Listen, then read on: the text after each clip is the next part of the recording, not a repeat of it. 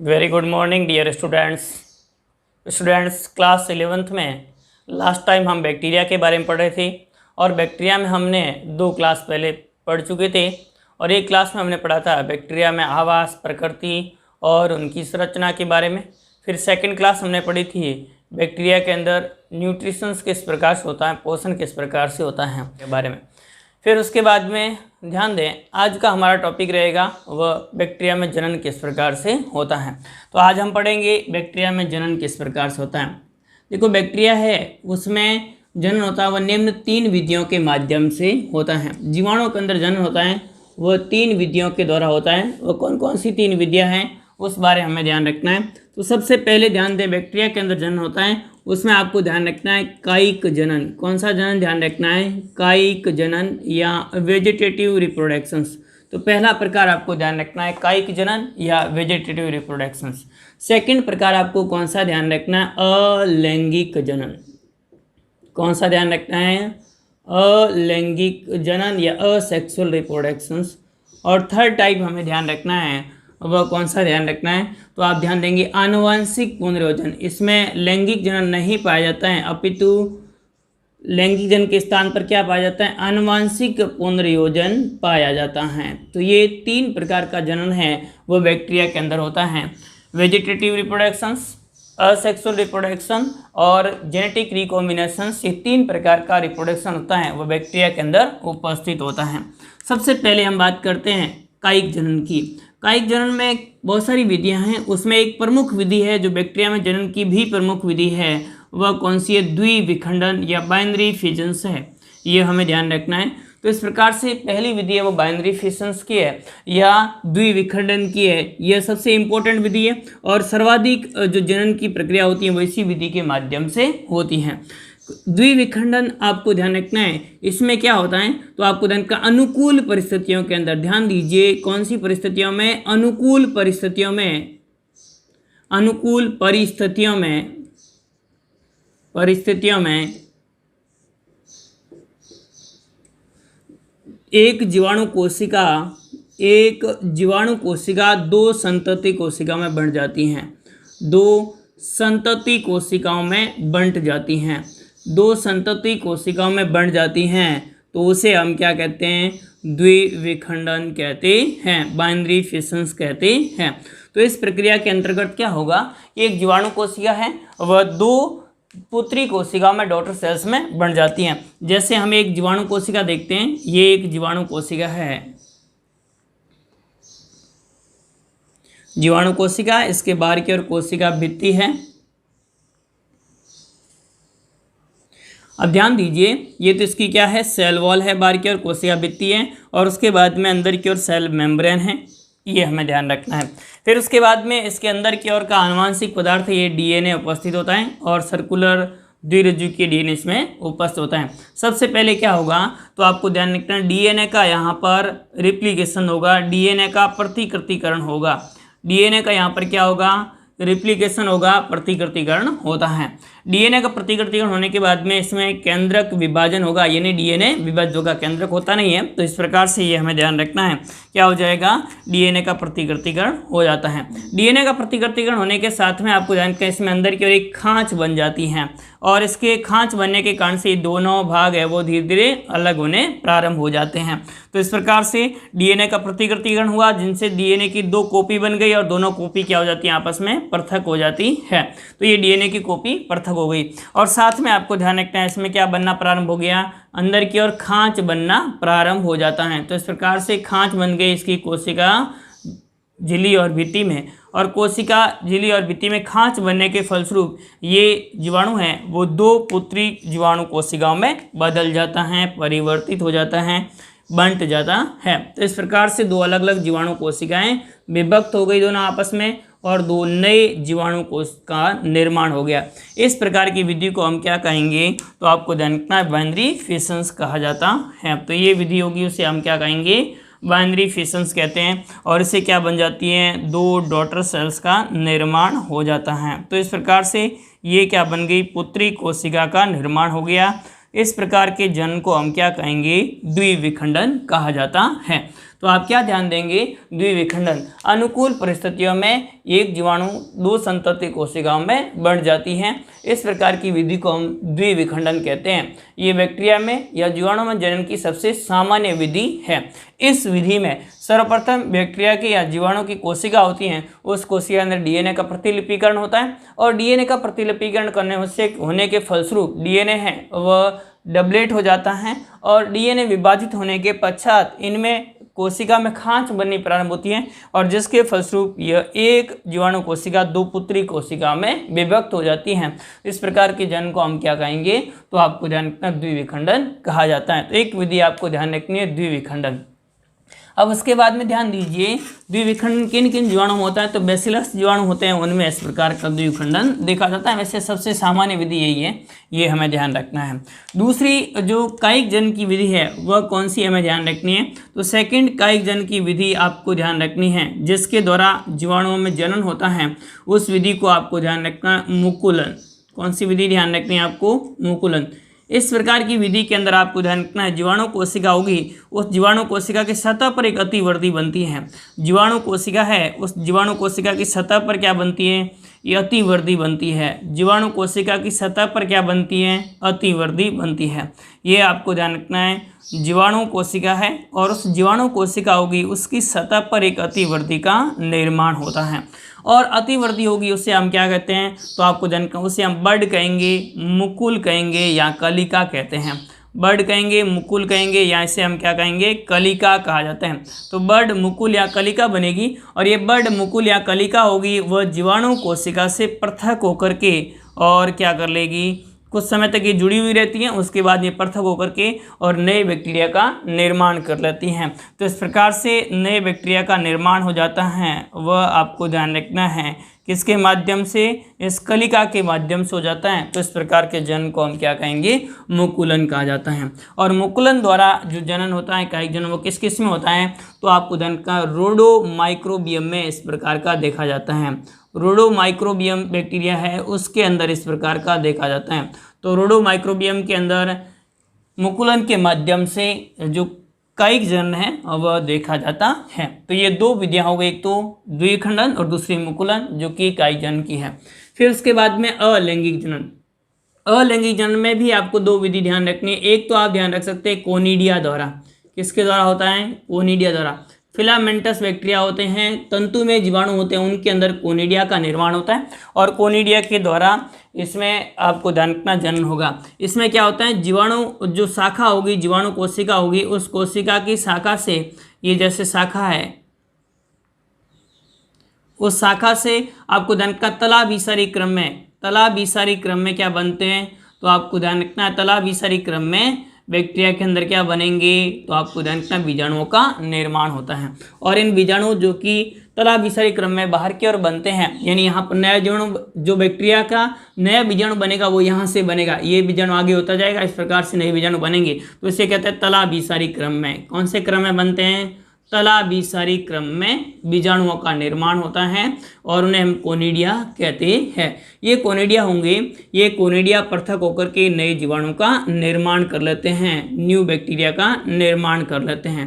तो इस प्रकार की विधि होगी, उसे हम क्या कहेंगे, कोनिडिया द्वारा जनन। ये किस में देखा जाता है, तो आपको ध्यान रखना है इस प्रकार की विधि देखी जाती है, तो वह फिलामेंटस बैक्टीरिया में देखी जाती हैं, जैसे कि स्ट्रेप्टोकोकस, स्ट्रेप्टो जो बैसिलस है, उस स्ट्रेप्टोबैसिलस जीवाणु के अंदर इस प्रकार का देखा जाता है। तो स्ट्रेप्टोबैसिलस हो गया, उन जीवाणुओं के अंदर जो फिलामेंटस बैक्टीरिया होते हैं उनके अंदर इस प्रकार की जनन की विधि देखी जाती है। इस प्रकार की विधि कवकों में सामान्य रूप से देखी जाती है, कुछ बैक्टीरिया में देखी जाती है और उनमें आप ध्यान रख सकते हैं स्ट्रेप्टोबैसिलस बैक्टीरिया होते हैं, उसमें इस प्रकार की देखी जाती हैं। छड़ाकार बैक्टीरिया है ये, और इस छड़ाकार बैक्टीरिया होगा उसके अंदर शाखा होती है, उससे तलाभिसरी क्रम में बीजाणु बनते हैं जिन्हें हम कोनिडिया कहते हैं। तो ये हमें ध्यान रखना है। दूसरी विधि है वह आपको ध्यान रखना है अंतः बीजाणु द्वारा। दूसरी विधि कौन सी ध्यान रखनी है आपको, इसमें अंतः बीजाणु द्वारा जनन होता है, वह हमें ध्यान रखना है। सेकेंड टाइप का जो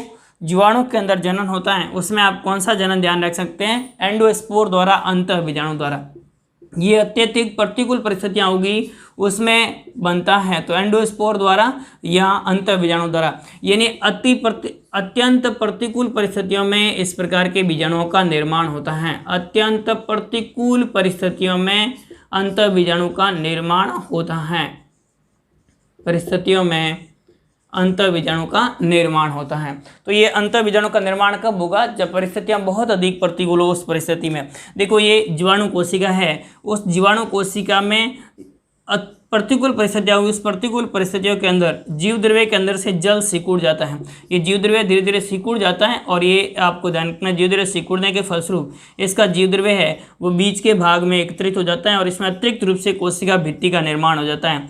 अतिरिक्त रूप से किसका निर्माण हो जाएगा? कोशिका भित्ति और कोशिका झिल्ली का निर्माण हो जाएगा और इसमें संकुचित जीव द्रव्य हो जाएगा और इस प्रकार की स्थिति होती है उसे हम एंडोस्पोर कहते हैं, अंतःबीजाणु कहते हैं। तो आप क्या ध्यान देंगे? अत्यंत प्रतिकूल परिस्थितियां होने पर, अत्यंत प्रतिकूल परिस्थितियों में जीवाणु कोशिका के अंदर का जीव द्रव्य होगा उसका जल सूखकर निष्कासित हो जाता है और जल की कमी होने के कारण से ये सिकुड़ करके अंदर की ओर बीजाणु का निर्माण करेंगे। एक जीवाणु कोशिका में एक ही बीजाणु बनेगा जिसे हम अंतःबीजाणु कहते हैं। ये अत्यंत प्रतिकूल परिस्थितियों के प्रति प्रतिरोधी होता है और इसमें एक अम्ल उपस्थित होता है, डाइपिकोलेनेट उपस्थित होता है। तो कैल्शियम डाइपिकोलिनेट उपस्थित होता है। इनकी कोशिका भित्ति में क्या उपस्थित होता है? कैल्शियम डाइपिकोलिनेट उपस्थित होता है, जिसके कारण से ये अत्यंत प्रतिकूल परिस्थितियों को उसको सहन करने में सक्षम होता है। तो ये आपको ध्यान रखना है अंतःबीजाणु के द्वारा। ये भी किसमें देखा जाता है? बेसिलाई बैक्टीरिया होते हैं उसमें इस प्रकार का देखा जाता है। तो ये हमें ध्यान रखना है, बेसिलाई के अंदर इस प्रकार की परिस्थिति देखी जाती है। तो ये दो विधियाँ थी, एक कायिक जनन और दूसरी कौन सी ध्यान रखनी है? अलैंगिक जनन। अब उसके बाद में हम तीसरी विधि देखते हैं और तीसरी विधि कौन सी है? आनुवंशिक पुनर्योजन या जेनेटिक रिकॉम्बिनेशन। बैक्टीरिया के अंदर वास्तविक लैंगिक जनन नहीं पाया जाता है। वास्तविक लैंगिक जनन का क्या होता है? अभाव होता है। वास्तविक लैंगिक जनन के स्थान पर इसमें क्या पाया जाता है? तो आपको ध्यान रखना है आनुवंशिक पुनर्योजन पाया जाता है। तो ये आपको ध्यान रखना है वास्तविक लैंगिक जनन का इनमें क्या होता है? अभाव होता है। बैक्टीरिया के अंदर वास्तविक लैंगिक जनन का अभाव होता है। वास्तविक लैंगिक जनन का अभाव होता है। इसमें वास्तविक लैंगिक जनन के स्थान पर क्या पाया जाता है? आनुवंशिक पुनर्योजन पाया जाता है। देखो, वास्तविक लैंगिक जनन का मतलब क्या हुआ? इसमें किसका निर्माण हो? युग्मकों का निर्माण, जबकि इसमें नहीं होता है। युग्मकों का निर्माण नहीं होता। युग्मकों के निर्माण के बाद युग्मक संलयन होता है, वह भी इसमें नहीं होता है। युग्मक संलयन होगा, वो भी नहीं होता। और युग्मक संलयन के फलस्वरूप जाइगोट या युग्मनज का निर्माण होता है, वो भी इस बैक्टीरिया में नहीं होता है। तो इसलिए बैक्टीरिया में वास्तविक लैंगिक जनन का अभाव होता है, क्योंकि इसमें युग्मकों का निर्माण नहीं होता। युग्मकों के निर्माण के बाद में युग्मकों का निर्माण भी नहीं होता है, इसलिए इसमें वास्तविक लैंगिक जनन का अभाव होता है, नहीं पाया जाता है। तो इसमें क्या होगा? तो आपको ध्यान रखना है, इसमें जीन या डीएनए का कुछ भाग होता है। कुछ जीन या डीएनए होगा, उसका कुछ भाग होता है, वह भाग दूसरे बैक्टीरिया में क्या हो जाता है? स्थानांतरित हो जाता है और दूसरे बैक्टीरिया में स्थानांतरित होकर के और दूसरे बैक्टीरिया को परिवर्तित कर देता है। तो इस प्रकार की क्रियाविधि होती है, उसे हम आनुवंशिक पुनर्योजन कहते हैं। तो ये आपको ध्यान रखना है, बैक्टीरिया के अंदर क्या उपस्थित होता है? आनुवंशिक पुनर्योजन उपस्थित होता है। आनुवंशिक पुनर्योजन है और उसकी आपको ध्यान रखना है 3 विधियाँ हैं। कौन कौन सी है? तो सबसे पहली विधि आपको ध्यान रखनी है संयुग्मन या कॉन्जुगेशन। पहली विधि कौन सी ध्यान रखनी है आपको? तो आपको ध्यान रखना है संयुग्मन या कॉन्जुगेशन ध्यान रखनी है। तो कॉन्जुगेशन या संयुग्मन ये विधि आपको फर्स्ट विधि ध्यान रखनी है। यह विधि आपको ध्यान रखना है क्या होती है, किसे कहते हैं? तो आपको ध्यान रखना है यह विधि होगी, इस विधि के द्वारा भौतिक संपर्क स्थापित करके एक बैक्टीरिया होगा, वह बैक्टीरिया अपने आनुवंशिक पदार्थ को या डीएनए होगा उसके भाग को, खंड को या जीन होगा उसको दूसरे बैक्टीरिया में स्थानांतरित करके उसमें परिवर्तन उत्पन्न करता है। तो उसे हम कॉन्जुगेशन या संयुग्मन कहते हैं। संयुग्मन की सबसे पहले आपको ध्यान रखना है खोज किसने की थी? तो आप क्या ध्यान देंगे? इसकी खोज की थी लैडरबर्ग एवं टेटर ने। लैडरबर्ग एवम टैटम ने इसकी सबसे पहले खोज की थी। तो इसकी खोज सर्वप्रथम किसने की थी? लैडरबर्ग एवं टैटम ने की थी। एवं आपको ध्यान रखना है इन्होंने अध्ययन किस जीवाणु पर किया था? तो आपको ध्यान रखना है ई कोलाई जीवाणु पर इन्होंने अपना अध्ययन किया था। तो आप ध्यान देंगे संयुग्मन या कॉन्जुगेशंस की खोज है वो लैडरबर्ग और टैटम ने ई कोलाई नामक जीवाणु में की थी। इन्होंने अपना कार्य किया था 1946 में, इन्होंने अपना कार्य किया था और संयुग्मन के बारे में बताया था। संयुग्मन में क्या होता है, तो आपको ध्यान रखना है, दो जीवाणु होंगे, वो दो जीवाणु कोशिकाएं आपस में भौतिक संपर्क स्थापित करती हैं। इसमें से एक जीवाणु होगा उसे F पॉजिटिव, क्योंकि उसके अंदर F कारक उपस्थित होता है। तो ये जीवाणु है, उस जीवाणु में एक तो DNA उपस्थित होता है जिसे हम आनुवांशिक DNA कहते हैं। ये जीवाणु खुद का DNA होगा, उसे हम उसका आनुवांशिक DNA कहा जाता है। तो इसका आनुवांशिक DNA तो दोनों में उपस्थित होता है, परंतु एक बैक्टीरिया है उसके अंदर क्या उपस्थित होता है, तो अतिरिक्त DNA उपस्थित होता है, प्लाज्मिड DNA, जिसे हम F प्लाज्मिड कहते हैं, ये उपस्थित होता है। तो इस प्रकार से अतिरिक्त DNA, और इस प्रकार का जिसमें उपस्थित होता है उसे F+ या नर कहा जाता है, जिसे F+ या नर कहेंगे। और जिसमें अनुपस्थित होता है उसे हम F- या मादा कहा जाता है। तो ये हमें ध्यान रखना, मादा को ही हम क्या कहते हैं, ग्राही कहते हैं, और F+ को ही हम क्या कहते हैं, दाता कहा जाता है। इन जीवाणुओं में से ये दोनों जीवाणु होंगे, ये दोनों जीवाणु आपस में संपर्क में आते हैं, और इन जीवाणुओं में उपस्थित जो F पिलाई होती है, या जिसे हम सेक्स पिलाई कहते हैं, तो इस प्रकार से सेक्स पिलाई इसके अंदर उपस्थित होती है। इसकी सहायता से दोनों जीवाणु आपस में जुड़ जाते हैं और जैसे एक ट्यूब का निर्माण होता है, जिसे संयुग्मन ट्यूब कहते हैं। तो ये बैक्टीरिया है, ये दोनों एक दूसरे क्या हो जाएंगे, संपर्क में आ जाते हैं। इस प्रकार से दोनों बैक्टीरिया एक संपर्क में आ जाएंगे और एक ट्यूब के माध्यम से जुड़ जाते हैं, जिसे हम क्या कहते हैं, संयुग्मन नलिका कहा जाता है। तो संयुग्मन नलिका के माध्यम से बैक्टीरिया होंगे वो आपस में जुड़ जाते हैं। और ये संयुग्मन नलिका होगी, उस संयुग्मन नलिका के जुड़ने के पश्चात में एक बैक्टीरिया का F कारक होगा जिसमें उपस्थित है, वह F कारक प्रतिकृतिकरण करेगा और आपको ध्यान रखना है बैक्टीरिया में स्थानांतरित हो जाएगा। तो यहाँ से F कारक था, ये बैक्टीरिया है, और उस बैक्टीरिया में F कारक होगा, वो यहाँ से प्रतिकृतिकरण कर रहा है, और प्रतिकृतिकरण करके और दूसरे बैक्टीरिया में क्या हो रहा है, धीरे धीरे स्थानांतरित हो रहा है। तो ये आपको ध्यान रखना है, जो F कारक है ये भी F कारक, यहाँ पर आपको ध्यान रखना है F कारक में क्या होगा, F कारक में प्रतिकृतिकरण होता है, और प्रतिकृतिकरण होने के फलस्वरूप F कारक होगा वो दूसरे बैक्टीरिया में धीरे धीरे क्या हो जाता है, स्थानांतरित हो जाता है।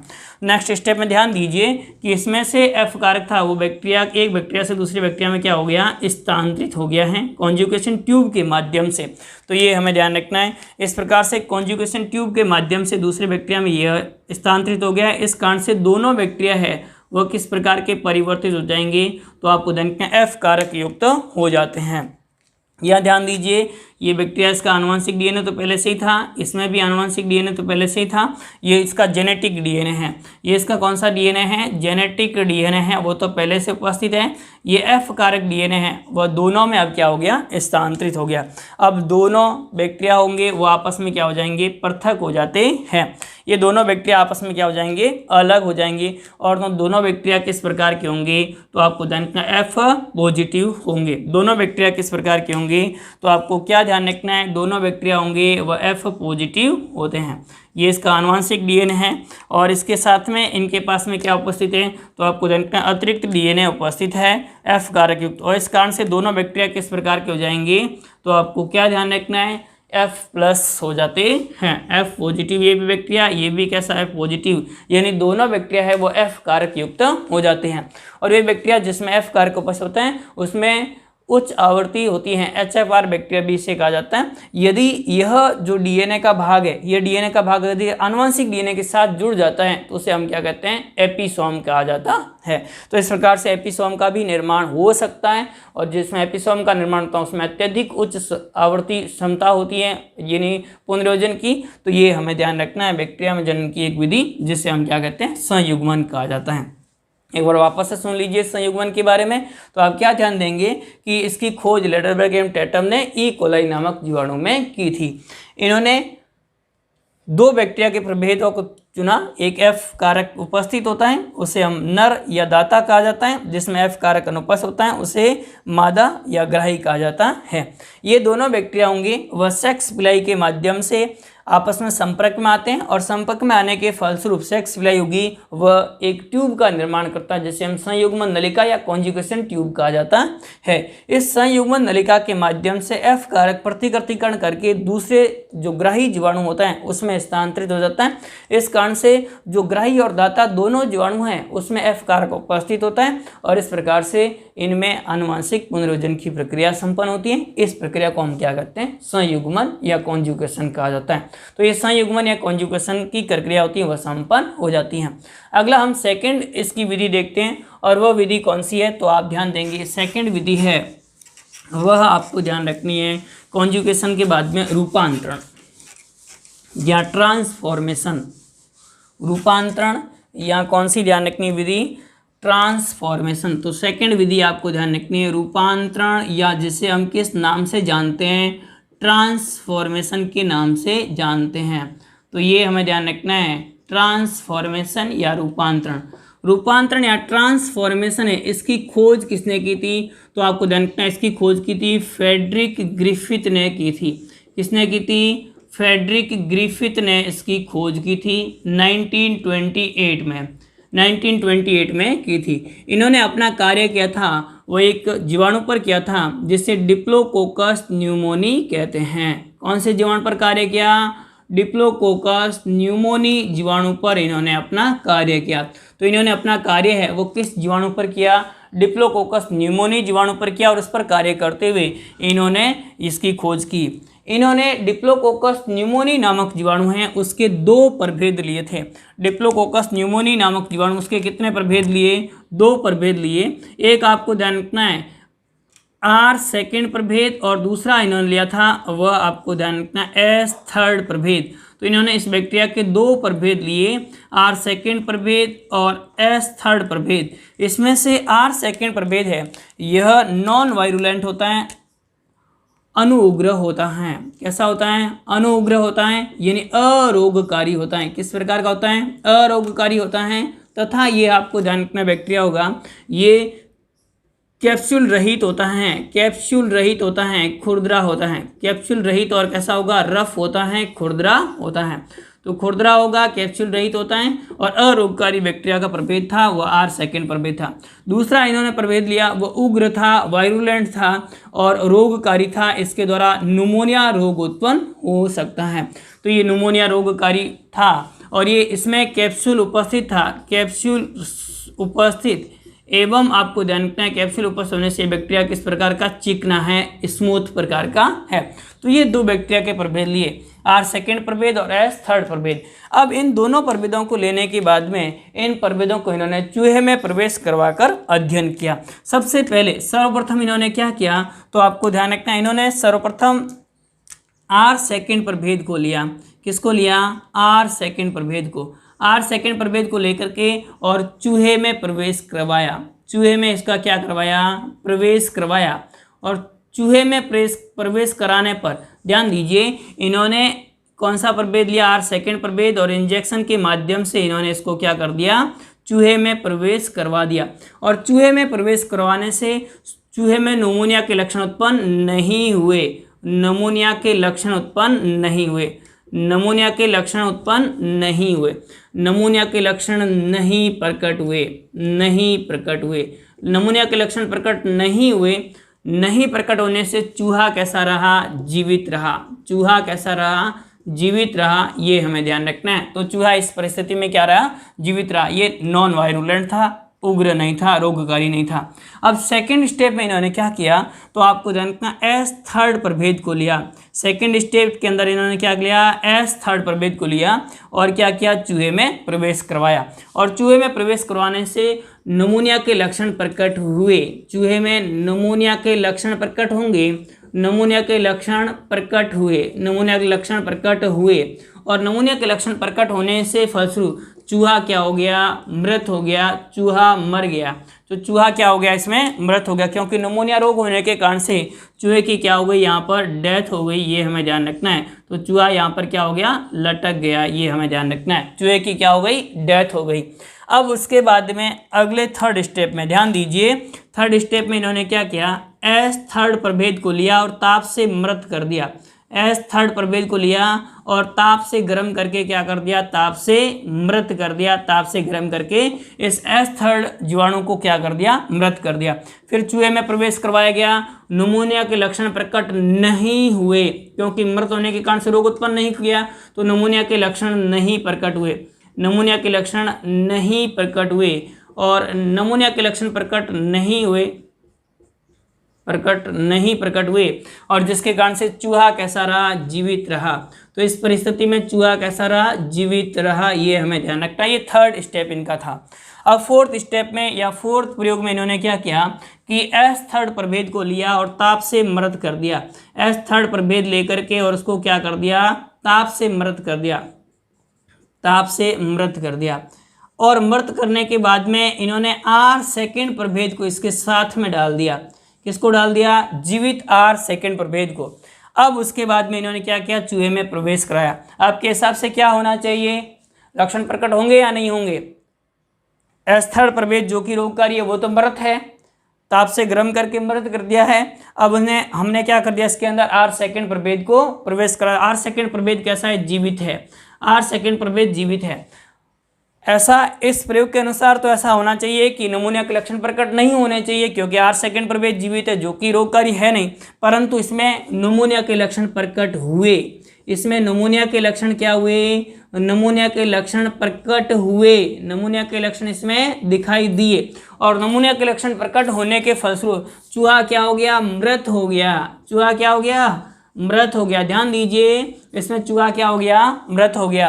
तो इस आधार पर इन्होंने निष्कर्ष निकाला कि एस थर्ड प्रभेद में इस प्रकार का आनुवंशिक पदार्थ उपस्थित होता है, इस प्रकार का पदार्थ उपस्थित होता है जो कि आर सेकेंड प्रभेद में प्रवेश करने के पश्चात आर सेकेंड प्रभेद है उसको रोगकारी प्रभेद के रूप में परिवर्तित कर दिया। और इस पदार्थ को इन्होंने क्या कहा, रूपांतरक कहा। और इस प्रक्रिया को इन्होंने क्या कहा, रूपांतरण या ट्रांसफॉर्मेशन कहा। तो इस प्रकार से आपको ध्यान रखना है, एस थर्ड प्रभेद से में जो एक आनुवंशिक पदार्थ उपस्थित होता है वो ताप पे मृत करने के बाद में भी मृत नहीं होता है, और ये आर सेकेंड प्रभेद में प्रवेश करने के पश्चात आर सेकेंड प्रभेद है उसको यह रोगकारी प्रभेद के रूप में एस थर्ड प्रभेद के रूप में परिवर्तित कर देता है, जिसके फलस्वरूप इसमें निमोनिया के लक्षण प्रकट होते हैं और ये चूहा क्या हो गया, मृत हो गया। फिर उसके बाद में 3 वैज्ञानिक थे, एवरी, मैक्लियोड और मैककार्टी। इन तीनों वैज्ञानिकों ने निष्कर्ष निकाला कि जो रूपांतरण करने वाला पदार्थ था वो वास्तव में क्या था, डीएनए था। तो ये बाद में डीएनए की खोज हुई। उसके बाद में पहले ये आपको ध्यान रखना है कि रूपांतरण की खोज ग्रिफिथ ने की थी। आर सेकेंड प्रभेद जो अनुग्रह होता है, अरोगकारी होता है, कैप्सूल रहित और खुरदरा होता है, जबकि एस थर्ड प्रभेद है वो उग्र है, रोगकारी और कैप्सूल युक्त है और कैसा है तो आपको जानना चीखना होता है। अब इन प्रयोगों के आधार पर इन्होंने निष्कर्ष निकाला कि ये बैक्टीरिया है उसमें रूपांतरण किस प्रकार से होता है। तो ये दूसरी विधि आपको ध्यान रखनी है रूपांतरण के बारे में। अब उसके बाद में हम थर्ड विधि ध्यान दें, और थर्ड विधि कौन सी है, तो आप थर्ड विधि ध्यान देंगे वह है पारकर्मण या ट्रांसडक्शन। पारकर्मण या ट्रांसडक्शन, पारकर्मण या जिसे हम क्या कहेंगे, ट्रांसडक्शन कहा जाता है। पारकर्मण या ट्रांसडक्शन है, इसकी खोज किसने की थी, तो आपको ध्यान रखना है इसकी खोज की थी जिंगर एवं लेडरबर्ग ने। किसने की थी, जिंगर एवं लेडरबर्ग ने इसकी खोज की थी। जिंडर एवं लेडरबर्ग ने इसकी खोज की थी, ये हमें ध्यान रखना है। और इन्होंने जो खोज की थी वो किस में की थी, तो आपको ध्यान रखना है इन्होंने एक जीवाणु पर की थी, साल्मोनेला टाइफी। कौन से जीवाणु पर की थी, साल्मोनेला टाइफी नामक जीवाणु पर इसकी खोज की थी। तो इसकी खोज की थी वो जिंगर एवं लेडरबर्ग ने, और किस जीवाणु में की थी, साल्मोनेला टाइफी नामक जीवाणु में की थी। किसे कहते हैं पारकर्मण, तो आपको ध्यान रखना है जब आनुवंशिक पदार्थ या डीएनए का स्थानांतरण होता है वह जीवाणु भोजी वायरस के द्वारा होता है तो उसे हम पारकर्मण कहते हैं। तो जब एक जीवाणु से दूसरे जीवाणु में आनुवंशिक पदार्थ का स्थानांतरण, एक जीवाणु से दूसरे जीवाणु में जीन का स्थानांतरण, एक जीवाणु से दूसरे जीवाणु में जीन का स्थानांतरण जीवाणु भोजी वायरस के कारण से होता है। स्थानांतरण जीवाणु भोजी वायरस वे वायरस जो जीवाणुओं को संक्रमित करते हैं उन्हें हम जीवाणु भोजी कहते हैं। और जीवाणु भोजी वायरस के द्वारा होता है, तो उसे हम क्या कहते हैं, तो उसे हम पारकर्मण कहते हैं। एक जीवाणु से दूसरे जीवाणु में जीवाणु भोजी वायरस के द्वारा अगर आनुवंशिक पदार्थ या डीएनए या जीन का स्थानांतरण होता है तो उसे हम पारकर्मण या ट्रांसडक्शन कहते हैं। तो पारकर्मण या ट्रांसडक्शन किसे कहेंगे? देखो इसमें क्या होता है, जब जीवाणु भोजी किसी एक जीवाणु को संक्रमित करता है तो उसके जो आनुवंशिक पदार्थ डीएनए होगा उसके साथ में जो जीवाणु का डीएनए खंड होगा उस वक्त जुड़ जाता है। अब जब यही आपको दंत जीवाणु भोजी दूसरे जीवाणु को संक्रमित करेगा तो उसमें उस डीएनए खंड को जो पहले बैक्टीरिया के साथ जुड़ने से जुटा था वह वापस से दूसरे बैक्टीरिया में स्थानांतरित हो जाता है। इस पूरी प्रक्रिया को हम पारकर्मण या ट्रांसडक्शन कहा जाता है। इसकी खोज जिंगर एवं लेटरबर्ग ने साल्मोनेला टाइफी नामक जीवाणु में की थी। तो ये 3 विधियां थी, वह आनुवंशिक पुनर्योजन की थी। इस प्रकार से बैक्टीरिया में जनन की क्रियाविधि है वो कंप्लीट होती हैं। पहली विधि आपको दंतकायिक जनन, 2 विधियां हमने पढ़ी थी। एक तो आपको दंतकाय बाइनरी फिजन्स या जिसे हम क्या कहते हैं द्विविखंडन कहेंगे। दूसरी विधि हमने देखी थी वो कौन सी ध्यान रखनी है, तो सेकंड विधि हमने देखी थी वह आपको ध्यान रखना है बाइनरी फिजन्स के बाद में मुकुलन या बडिंग के माध्यम से, जो कि रोडोमाइक्रोबियम में देखी जाती हैं। फिर उसके बाद में अलैंगिक जनन की हमने 2 विधियाँ पढ़ ली थी। कौन कौन सी? तो पहली आपको दंतकाय कोनिडिया द्वारा और दूसरी हमने अंतःबीजाणु द्वारा होती है। फिर आनुवंशिक पुनर्योजन वास्तविक लैंगिक जनन का अभाव होता है। इसमें युग्मकों का निर्माण युग्मक का निर्माण नहीं होता है। इसमें केवल एक जीवाणु कोशिका से जीन या डीएनए का स्थानांतरण दूसरी जीवाणु कोशिका में होता है। इसकी 3 विधियां हैं। पहली विधि हमने देखी थी कॉन्जुगेशन या संयुग्मन, दूसरी विधि हमने देखी थी रूपांतरण और तीसरी विधि है पारकर्मण। इस प्रकार से बैक्टीरिया में जनन किस प्रकार से होता है वो हमने कंप्लीट कर लिया है।